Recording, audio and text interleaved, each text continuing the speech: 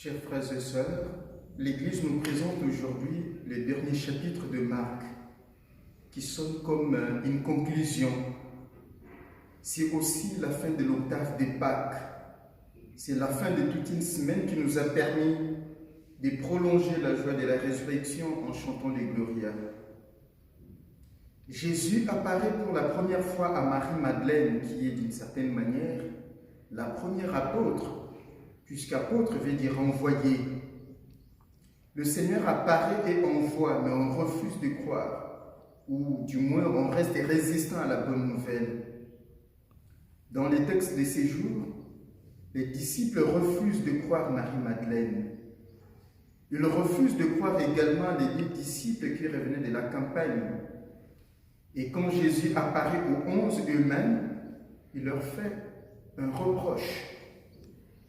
Pour les disciples, reconnaissons-le, la mort de leur maître a ruiné leur espérance, au point qu'ils refusent de croire les témoins de la résurrection, craignant de se laisser entraîner dans un nouveau mouvement d'enthousiasme sans lendemain.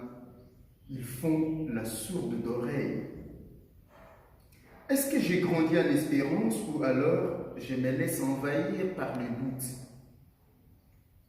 Le blâme sévère que Jésus inflige aux 11 ne signifie pas qu'il leur retire sa confiance, puisque cette réprimande débouche sur l'envoi en mission. Au lieu de nous attrister, de nous affliger sur notre sort et de verser des larmes sur nos espoirs déçus, le Seigneur nous envoie plutôt dans le monde proclamer l'espérance en cette période difficile dominée par les Covid-19. Le Christ est ressuscité et passé par la mort. Celle-ci n'a pas eu les derniers mots sur lui.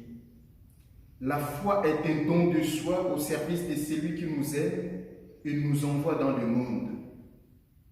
Blaise Pascal disait que la foi, c'est Dieu sensible au cœur.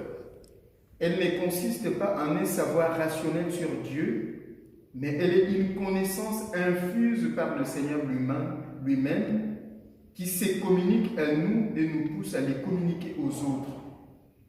Il n'y a rien de si beau, disait le pape Benoît XVI, que de rencontrer le Christ et de les communiquer à tous.